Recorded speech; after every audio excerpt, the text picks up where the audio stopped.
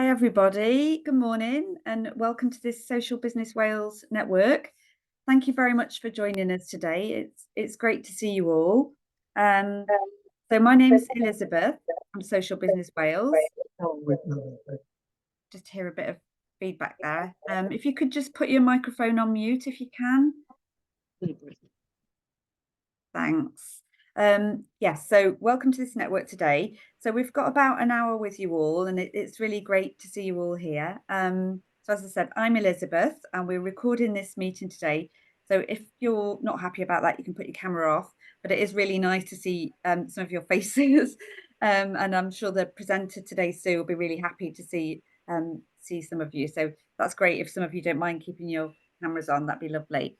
And for anyone who's coming in late, you're more than welcome to pop a hello in the chat and tell people about your business. It's what this session's all about, learning about what each other does, trying to support everybody in the social business sector. So if you're not aware of Social Business Wales, we're a support programme for social businesses. We operate all across Wales. The programme is funded by the Welsh Assembly, and we're actually a consortium this time in our delivery. So it's not just a support from, as you might have known us in the past as Wales Cooperative Centre, we're now known as Compass, but it's a range of partners delivering this service. So there's a Development Trust Association Wales, Social Firms Wales, Unlimited and WCVA as well, alongside Compass. And I think we've got a couple of people on the call from the consortium today. And as I said earlier, my colleague Rodri is here from Compass as well. He works on the employee buyout program. So he's helping support this network today as well. So you're more than welcome to pop comments and questions in the chat. And we've got a little time now, just a couple of minutes for updates. So I've got a couple of messages to read out, but if anyone else has any news they want to announce, you can pop that in the chat, or you can come on now and say a quick message. So the messages I've got today is Jan here? Jan Barwell? I don't know if you're here, Jan, but you're welcome to come on and say a quick Yes, hi. I am. Jan. Hi. So just your message about Hiya. about Carmarthen Antiques Art and Craft Emporium, which sounds amazing. Do you want me to read out the message, or do you want to say it on their behalf? Oh, I don't know. Yeah, I'll say since I'm here. So, I'm working with a fantastic lady called Liz Green, and she has set up an antiques arts crafts emporium in Carmarthen, just next to Tile and Bath Company and Citron, if anybody knows it, just literally just outside Carmarthen. So it basically there's a lot of stall holders in there who all rent a tiny little space and display and sell their arts, crafts, antiques. And it's particularly helped a lot of residents to have somewhere to go who may be struggling with mental health or physical health issues, or some bit of isolation. So they've got a purpose, meaning, somewhere to go, and something to kind of sort of do and take their mind off some of the other problems they might have. So she's looking for additional stall holders for anybody who might want to go in there and display and sell their arts, crafts, antiques. And also, excuse me, and also obviously more customers if you fancy going in and having a browse around as well. And I've sent the Facebook link to Elizabeth. I don't know if you're able to put that on anywhere or on the chat or whatever. So, excuse me. So, yeah, if anybody is interested, please do get in touch with the Liz or just pop in there. Yeah, that's great. What I'll do at the end, we'll send a link. I don't know if Rodri's managed to do it yet, but we'll send you the link to the Padlet for the event, and that'll have on it the presentation that we've got coming up from Sue, but it will also have links to all the organisations who've sent me their website who are social businesses. They're on there as well, and then all other information about today. So we'll put it on there as well, just in case I can't do it while I'm operating this at the same time. So we'll put a link out to Liz's business later. So thanks for that, Jan. That's great. Thank you. And then I also had a message from Hayley, who is starting up supporting neurodiversity. I don't know if Hayley's in the room, but just to say she's starting her kick soon, and I think she's been spending a lot of time getting the website up and ready. So just wanted to wish her good luck with that, and I'm sure everyone will give her a little round of applause or support for that, be launching soon. And then just a quick update from myself as well. Another project I've been working on was about developing resources for schools. So it's just for those of you who happen to cross over and do some work with schools, either primary or secondary. We've been developing resources for Hub, the Welsh Assembly platform for educational resources. So those are all done now. So very soon they'll be launched. They're not live yet, so I can't put you a link in, I'm afraid. But if you are working with any young people, then that's something that you could point them to, or if you have any connections with local schools and you wanted to do something. It's all around the theme of Robert Owen, and Robert Owen Day is coming up on the 14th of May. So what I can do is when they're live, I can send out links to anyone who's interested in those. So if there's any other news, then if you either pop it in the chat, and if I can't see it now, then we can come to you at the end of the meeting. I'm not quite sure if there's any others. Oh, great. I can see that the Padlet link's gone out there. That's great. Thank you. Right. So what I'll do now is hand over to Sue, who's going to give us an update about employment law changes that have come in at the beginning of April. So this session will probably be about maybe 30 to 40 minutes, but I think Sue will give a little pause in the middle for questions, and then there will be time for questions at the end, because I'm sure some of you will have thoughts about how this might apply to your business as well. And as before, you're welcome to put any questions in the chat as well. So thanks very much, Sue. Over to you. Thank you.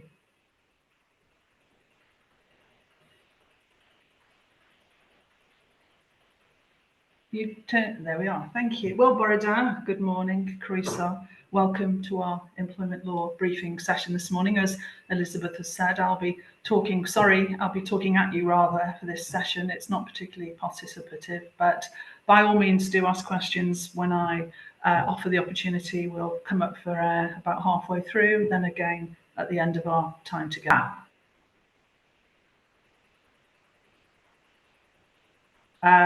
The recording is being recorded, but I don't know what happened then. Zoom crashed unexpectedly, it said. So okay.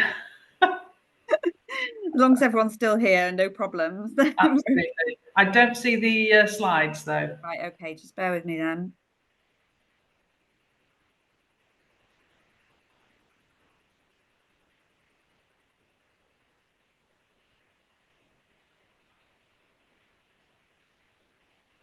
There we go. Brilliant. Thank you, Elizabeth.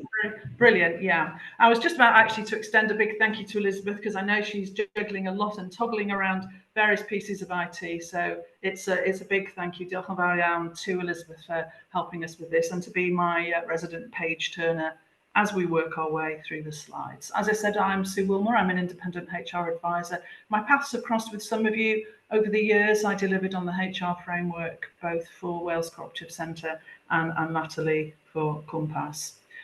You will get copies of these slides at the end of this session. I apologise in advance. They are quite wordy in stages. It's quite hard actually to sometimes compress employment law changes.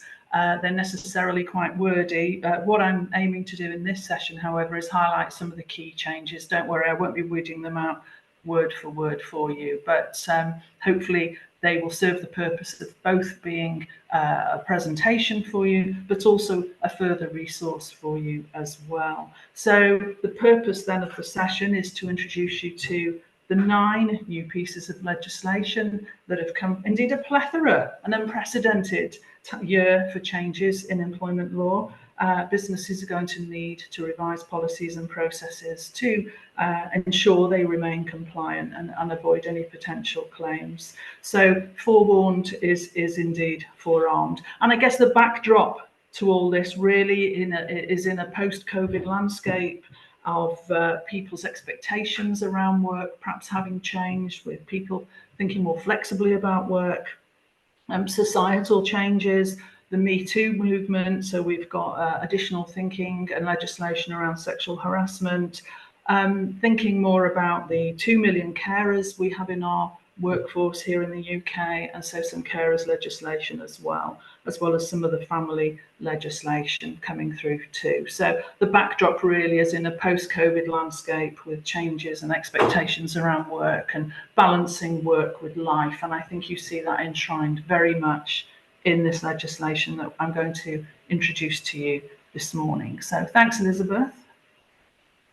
So my session aims are to introduce you to the 9 pieces of legislation, 5 of which have already come into force this year. Some of it to great fanfare.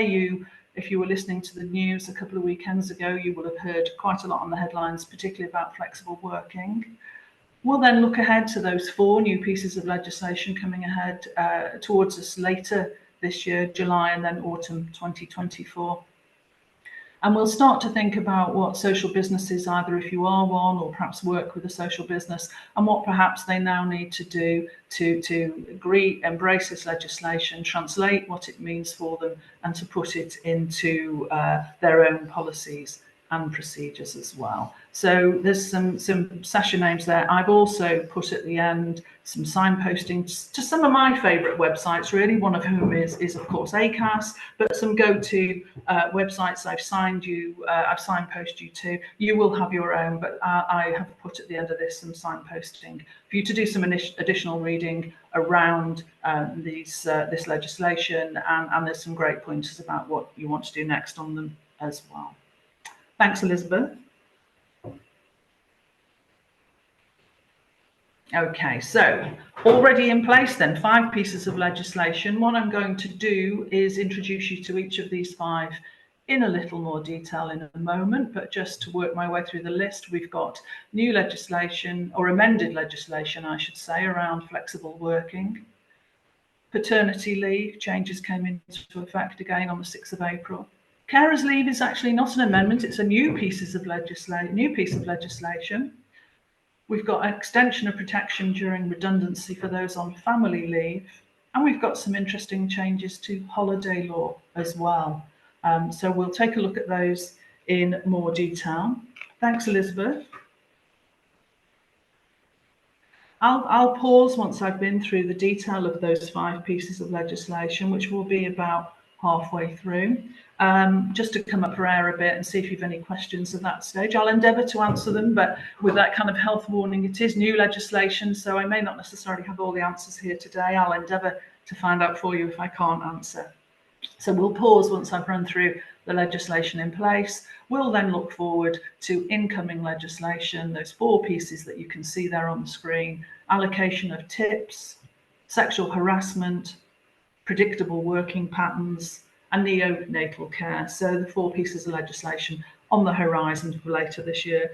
So really, I was thinking about this morning, you know, the 3 themes here really are around flexibility, it's around family, and it's around fairness. So that for me encapsulates what this is around: flexibility around work, predictable working, family, carers, because you don't have to be caring for a family member necessarily, but around maternity, paternity, and fairness in terms of protection from sexual harassment, and around allocation of tips. So flexibility, family, and fairness for me really sum up neatly the kind of underpinning themes, if you like, to these 9 new pieces of legislation. Okay, thanks, Elizabeth. Let's have a look in a little more detail. As I said, they're fairly wordy, and I do apologise, but they are also intended, as I said, to be a resource. But flexible working's been with us a long time. It's actually been with us 2 decades, believe it or not, in one form or another. It was originally came around in the early 2000s, aimed primarily at people with caring and children responsibilities. And over the years, it's become extended to anybody in the workforce. And as I said earlier, post-pandemic, now the government have responded to various lobbying for people to have the right to request flexible working. And I've highlighted there, as you can see, those kind of key changes: the right to request flexible working, not a right to have. You're going to need to deal with that as employers. The right to request flexible working became a day 1 right from the 6th of April. And day 1 right means from literally, that's what it says on the tin, from the first day in their new job. It used to be, you might recall, 26 weeks, 6 months, when people had the right to request flexible working. So a significant change there. Applications will need to be determined within 2 months. It used to be 3 months. And employees will now have the right to make 2 flexible working requests, and that used to be 1 request only. Now there's a revised statutory code of practice, excuse me, on this, and ACAS have developed that. Well worth having a look at that, because that code of practice enshrines what that means. You can see there, for example, the employer must deal with the application for flexible working in a reasonable manner. What does that mean? You know, I suspect we could have 4 of us in a room and we would all debate and we'd all have different interpretation about what does a reasonable manner mean. So if you're scratching your chin a bit thinking what does that mean, take a look at the ACAS code of practice, and that will give you some insights, things like allowing representation, clarifying the request, whether it's been accepted or rejected, confirming it in writing, allowing a right to appeal. So those would be some of the pointers there to dealing with their application for flexible working in a reasonable manner. So do take a look at the ACAS code of practice, and it's very accessible on the ACAS website. Thank you, Elizabeth, very much. Next one. So as I said earlier, very much a family theme to this new legislation, and here we are, paternity leave. Employees have the right to request, oh, go back one, thanks, thank you, had the right to request paternity leave. It used to be either 1 week or 2 consecutive weeks. It marginal changes, to be honest with you, but now 2 separate 1-week blocks at any time within the 52 weeks, within the year after the birth or the adoption. So that's an extension from those 56 days that it used to be. And employees now only need to give 28 days notice rather than the rather complicated shorter notice they had to give before. So this is already with us. It came out a couple of weeks ago now, 6th of April, and it will apply in respect of all births and adoptions. So a little more fairness there. People found it hard to take, they lost it if they took 2 consecutive weeks. That was okay, but if they might not be able to, you know, it's probably easier now to take 2 separate 1-week blocks at a time to suit the home life of the employee. Thank you, Elizabeth. So far I've been talking to you about amended pieces of legislation. This is a new piece of legislation, and this is carers leave. As I said, we've got 2 million carers in the workforce in the UK. 2/3 of workers surveyed by Virgin Media prior to this legislation coming out said they couldn't anyway afford to take unpaid work, because you'll notice on that first line there, it's unpaid carers leave. And I suppose when working with social businesses, you might think, well, and indeed it applies to everything I'm saying to you today, can we go beyond compliance? Can we do better than offering just unpaid carers leave? Do we have, and often it's interesting working with employers. Sometimes employers say to me, oh, can we sue? Can we? I didn't know we could do that. And of course they can. Of course you can go beyond compliance. And if it's in terms of attracting, lots of businesses now are having difficulty attracting, going into HR speak a bit here, but attracting talent, then one way around that would be to offer maybe paid carers leave, and just going beyond compliance with some of this legislation and seeing what difference that makes to a motivated workforce and as an attraction to get people into the organisation. But today I'm talking to you pure, whilst encouraging you to go beyond compliance, today I'm simply listing out for you the legislation as it stands. So this is unpaid carers leave, 1 working week within any 12-month period.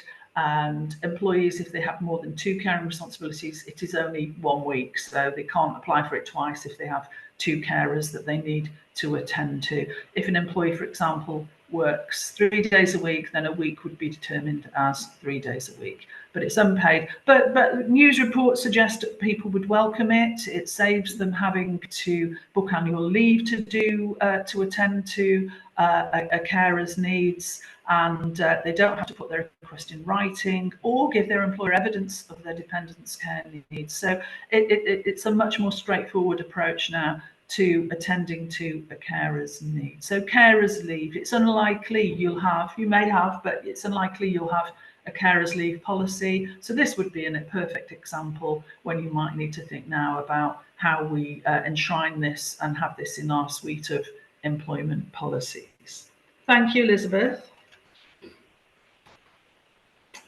Let's move on then to redundancy protection changes. For a long time, there's always been extra protection from redundancy for people on maternity, adoption or shared parental leave. They have the right of first refusal for any suitable alternative roles in a redundancy situation. This has been the case. However, from this month, this protection is being extended. Thanks, Elizabeth.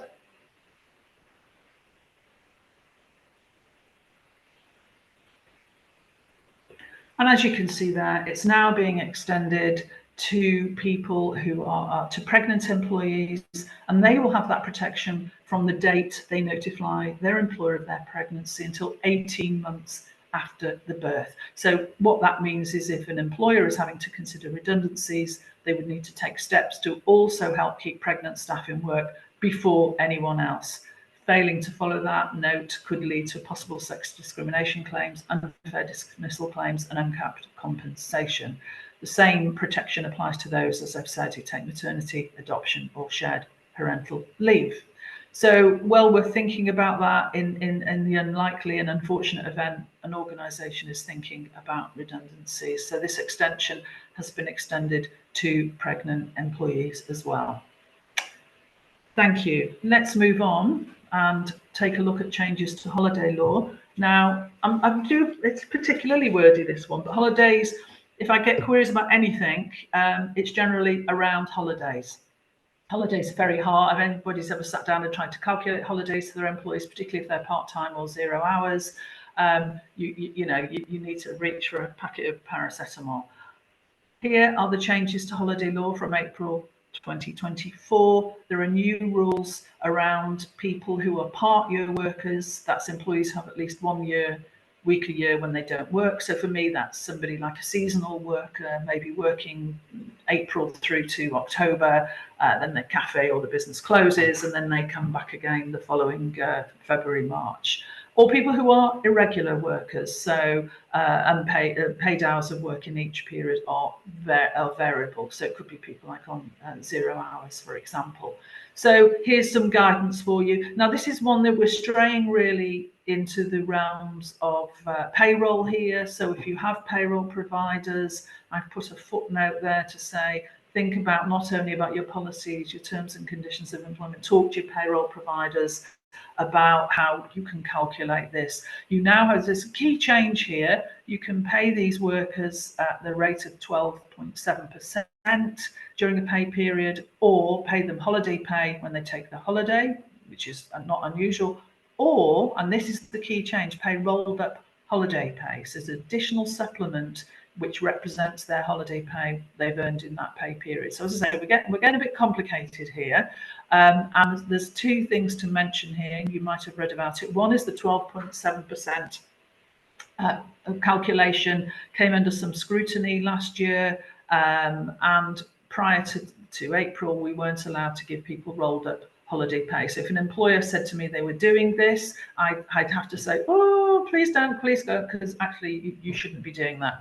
That's all been upturned following a Supreme Court decision. So the 12.7% calculation remains and is the recommended way to make that calculation. So if your payroll provider says to you, oh no, that's gone now, it hasn't, it's still here. And you can now pay those particular individuals for whom it would be easier then to pay them with rolled up holiday pay. That's not, of course, to say that they shouldn't be taking holiday anyway, because it's also your responsibility to make sure they're taking holiday as well as having rolled up holiday pay. You see what I mean? Or they'd never ever get a holiday. So that's something to be cautious about. These rules start from the 1st of April, but if a business's holiday year runs January to December, the business can implement these new rules from, for example, January 2025. If your leave year hasn't started yet, then they would start from your new leave year. Sorry, it is necessarily complicated, so it's well worth sitting down and really understanding and working through what these changes mean for you in your organisation. Thank you. Okay, so that's the legislation that's with us so far. before we take a look at those 4 pieces of legislation on the horizon for the rest of the year. Does anybody have any questions at this stage?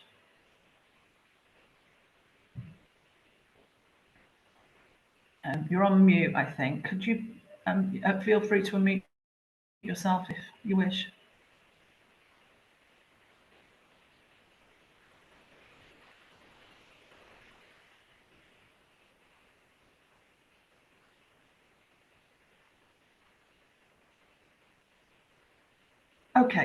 Okay, I'm not hearing any questions, so let's move on. Take a look at those 4 pieces of legislation on their way in the remainder of this year. So thanks, Elizabeth.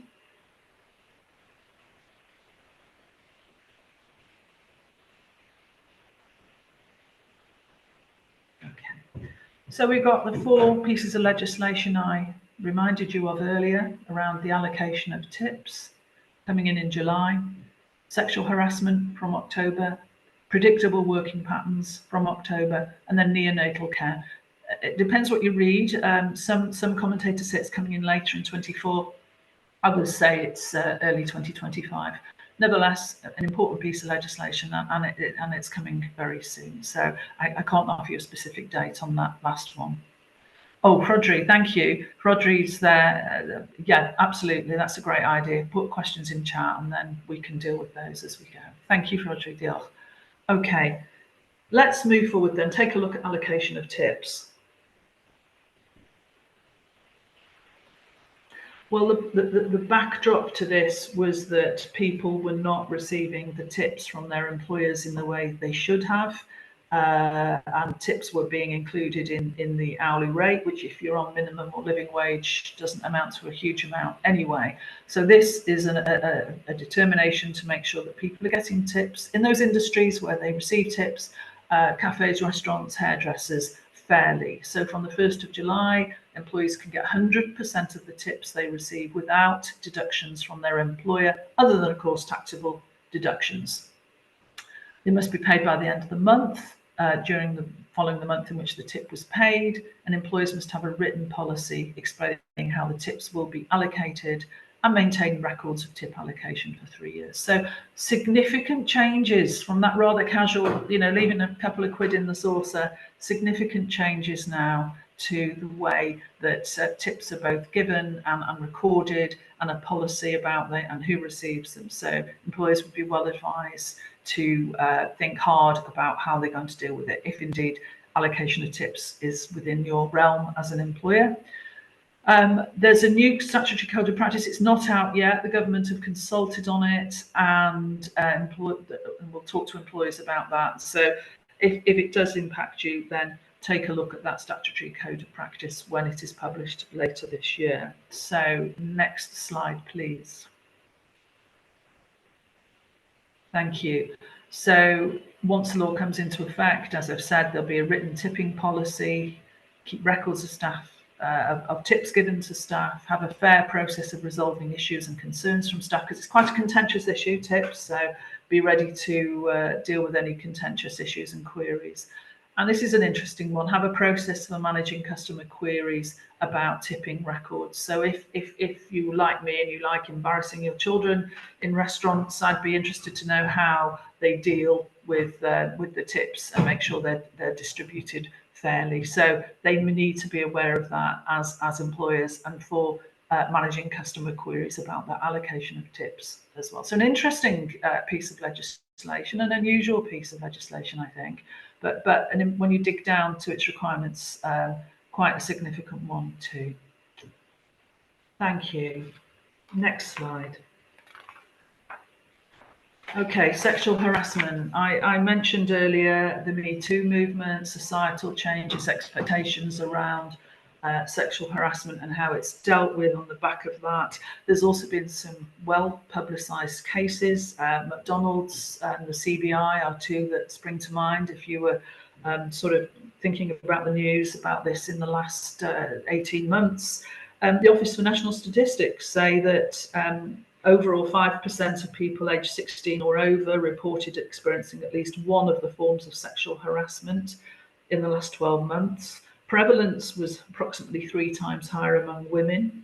compared with men. TUC say that in a poll of 1,000 women, 3 out of 5 of them say they've experienced sexual harassment at work, rising to almost 2 in 3 women aged 25 to 34. So there's lots of statistics out there around what sexual harassment, the kind of incidences of it, and what it means, and the impact on it for the recipient as well. So it's always been with us. We've always had to protect our workers as part of the Equality Act 2010. Again, an old pieces of legislation. What does the last sentence mean? Harassment is sex related. It means gender related rather than specifically conduct of a sexual nature.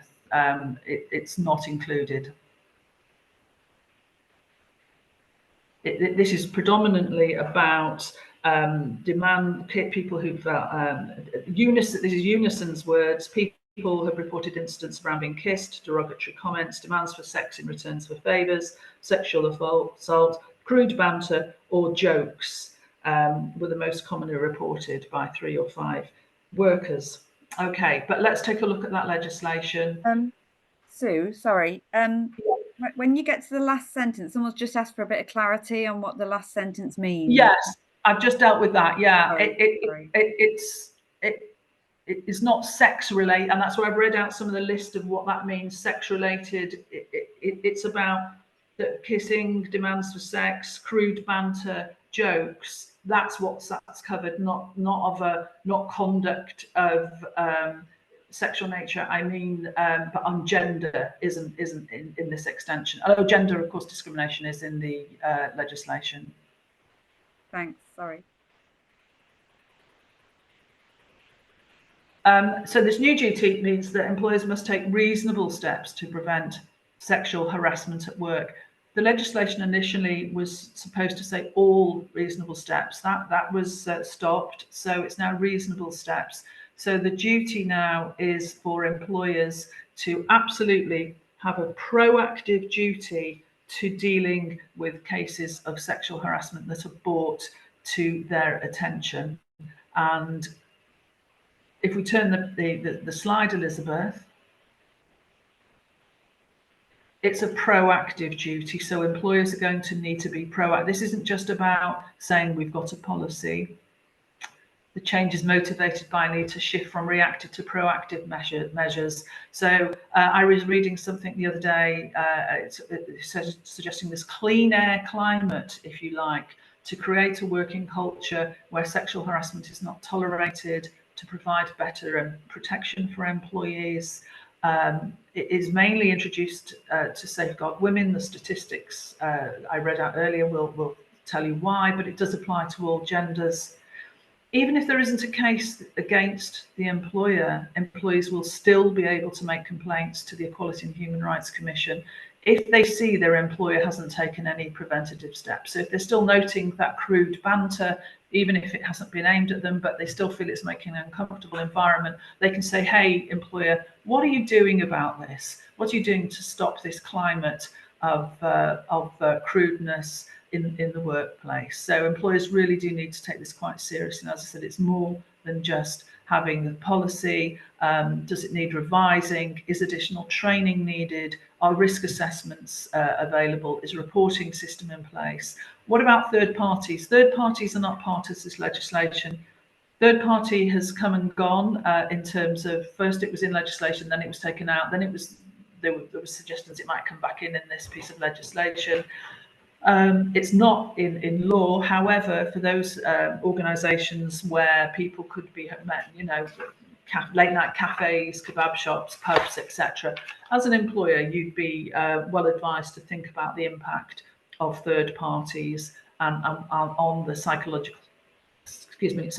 safety of your employees. So there's a lot to unpick there, a lot to unpack in terms of how do we be rather more proactive now around sexual harassment in the workplace, and to help managers, the training element there, to help managers perhaps have their antennae a little more sharper around potential incidences and listening out, being cautious, being self-aware and thinking, okay, that doesn't feel right, it doesn't feel comfortable.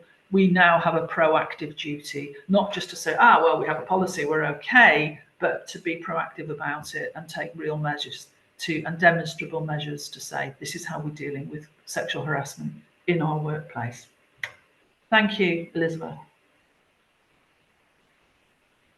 Okay, predictable working patterns. So going with my family theme earlier around flexibility, people now will have from this autumn the right to request a more predictable working pattern where their working pattern has been unpredictable. There will again be a draft code of practice, and the consultation closed back in January.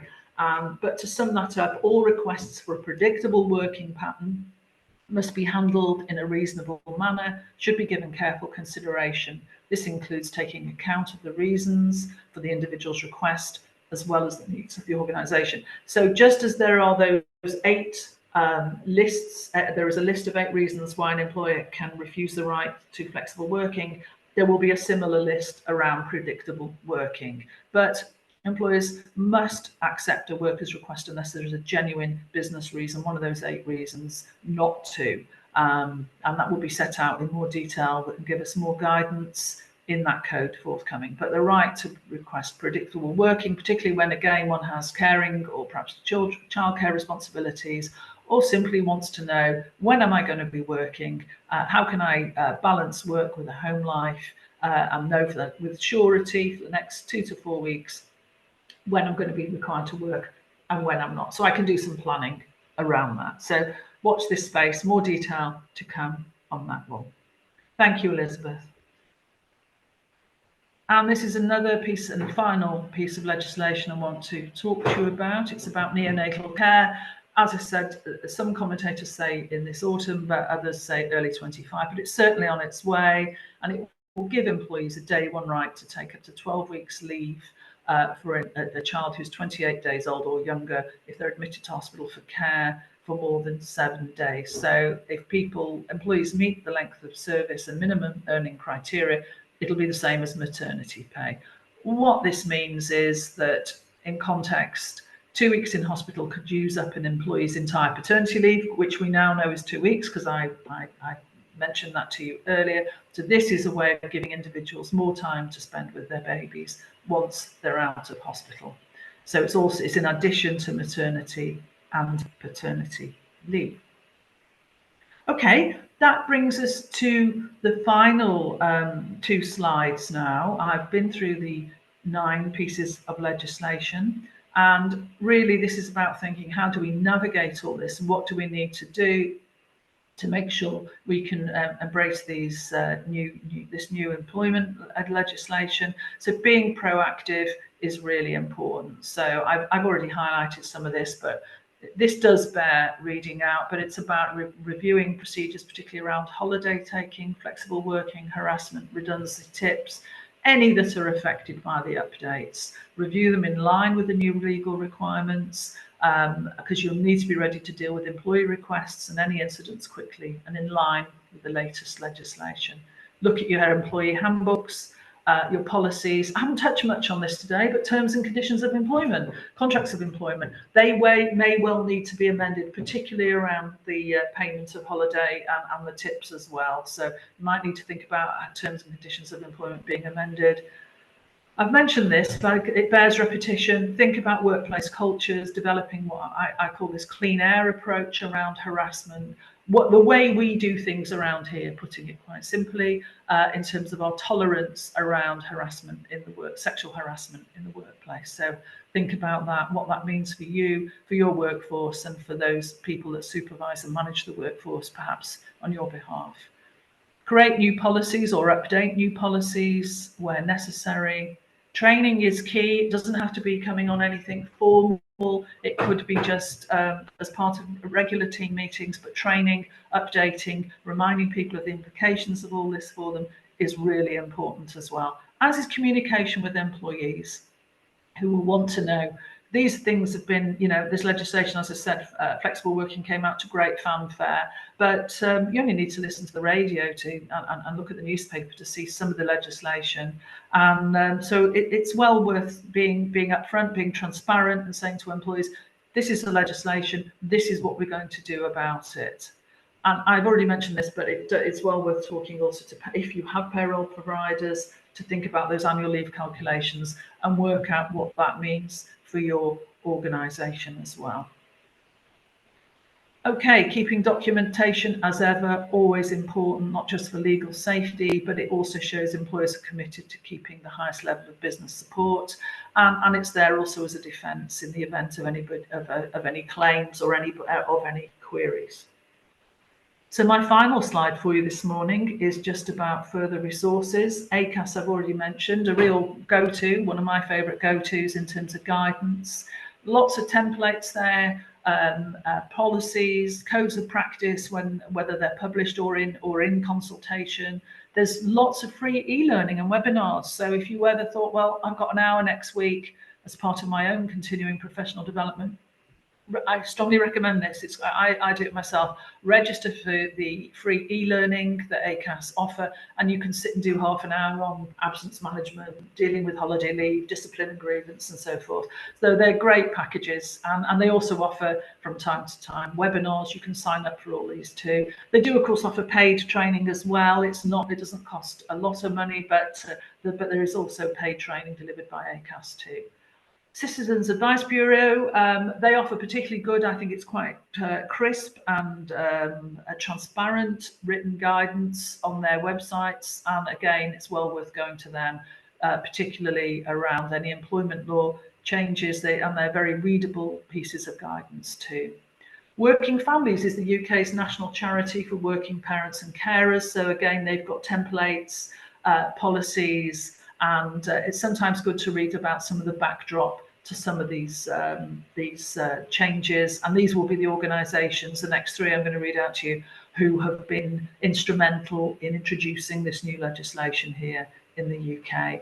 The next one, Pregnant Then Screwed, they're a charity working to end what they call the motherhood penalty, and they campaign on issues that impact pregnant women and working mothers, offering free advice while working for meaningful change. So they again would have been contributors to some of the thinking around some of the legislation I've been working through with you today.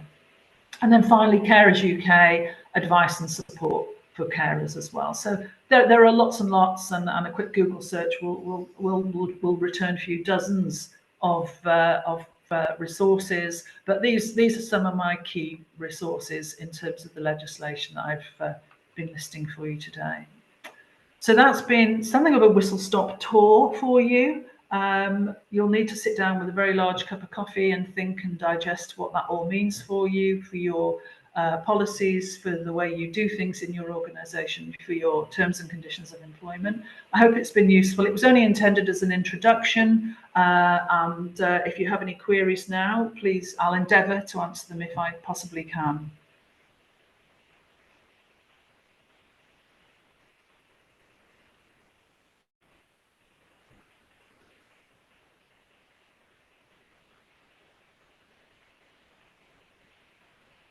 Can I ask a question, please? Yes, please do. Hello, Karis. Yeah, hi. Let's go back to the allocation of tips. Yes. Does this new legislation mean that sort of all tips now have to be channeled through the employer rather than sort of? Yes. We in our business at the moment, we leave the tips to the staff. We don't touch them. Yeah. But now it means that all tips have to go through the employer, and therefore they're taxed. Yeah. Yes. Okay. Yeah. They won't like that. No. Reid, I believe that to be the case, Karis, but it's a good question. Let me double check. That's my understanding of it. If it's any different, I'll find out. But yeah, the fact that they're taxable makes me, and they ought to have been anyway, but let me find that out for you. But I believe that to be the case. Thanks.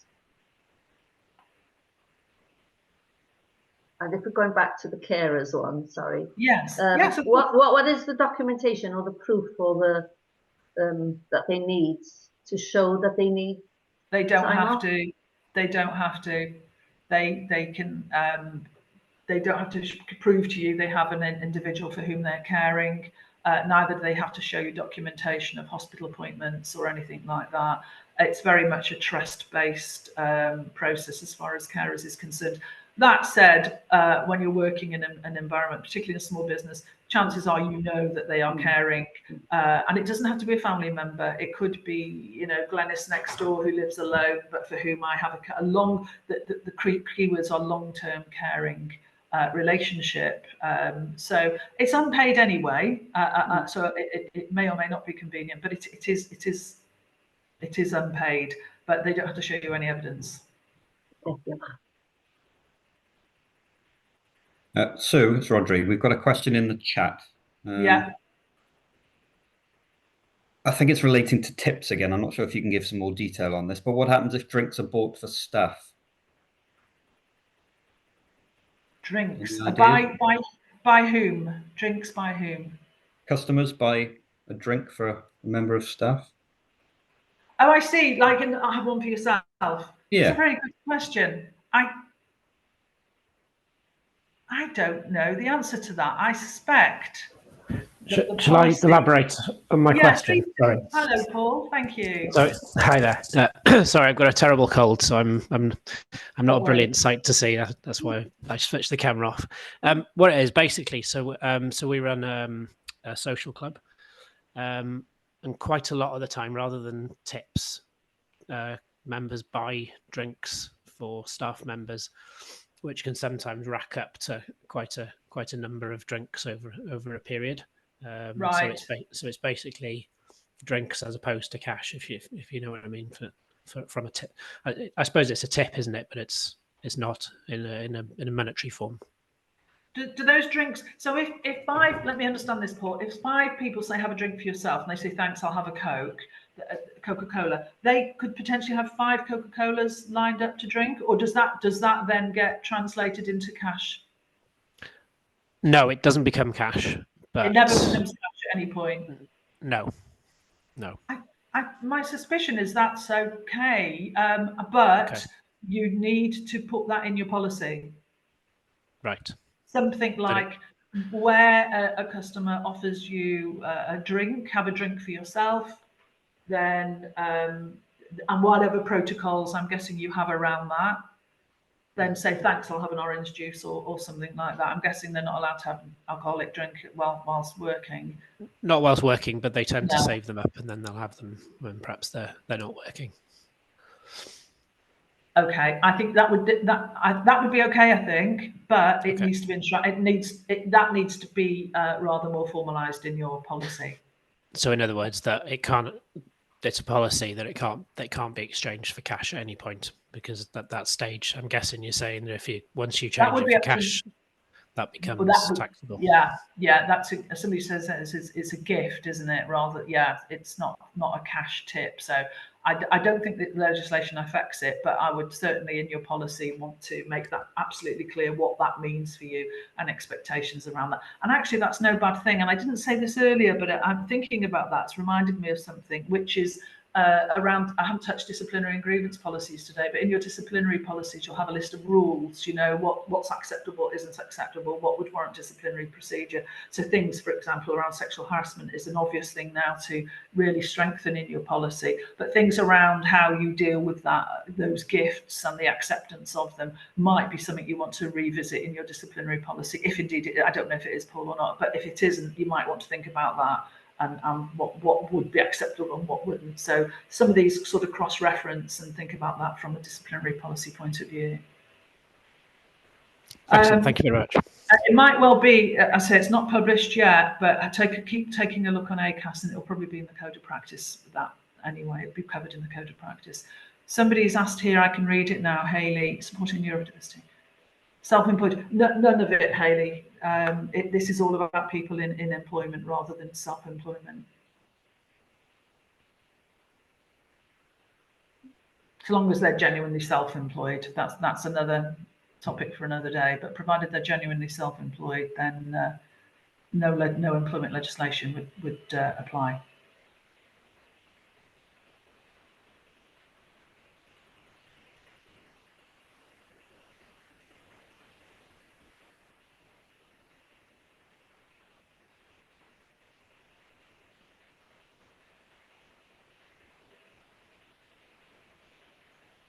Okay, I think that's brought us to the end of any questions. As I said, you'll get the resources made available to you. So thanks, Elizabeth, for your support, and Rodri too for dealing with the technical angle of the presentation today. I hope it's been useful and served as a introduction to some of the legislation that we all need to be thinking about now here in 2024. It's great. Thank you very much. Thank you, Ruth. And thanks everybody for your questions and you know, your queries. Thanks for the feedback as well in there. It's really good to know for us if that was helpful for you. It would also be really good to know going forward if there's anything else that you're struggling with or anything else you'd like another session on. It could be a technical issue like this, or you know, just pop any suggestions in there. It'd also be good to know if you're enjoying finding out about what each other does. If you want a bit more of the networking side of it, then you know, please let us know your thoughts in the chat. It'd be really helpful. But there will be another session coming up soon. I think the next one we're going to do is about some changes to procurement laws that are hopefully going to be helpful for social businesses. So thanks very much. And if anyone's got any last minute thoughts of anything they want to share now, then again, feel free to pop it in if you're trying to sell tickets for anything, if, you know, whatever you're trying to do. If you want any help from us as a network, then pop it in there. But thanks all for coming along today and for your contribution. Thank you, Hayley. That's great to hear. Thank you. Lovely. Thanks. And thanks so much, Sue, for all this. So all of this, the presentation will be on the Padlet. The link's gone out to you. Shall we pop the link in again, Rodri, for anyone who missed it, if that's okay? And like I say, for those who sent their website links on the booking form, your website is linked on there. And what we'll do is with the recording, hopefully that's worked, even despite the little glitch in the middle. And we'll pop that recording on there when I can get it hosted, but if there's anyone you want to share it with.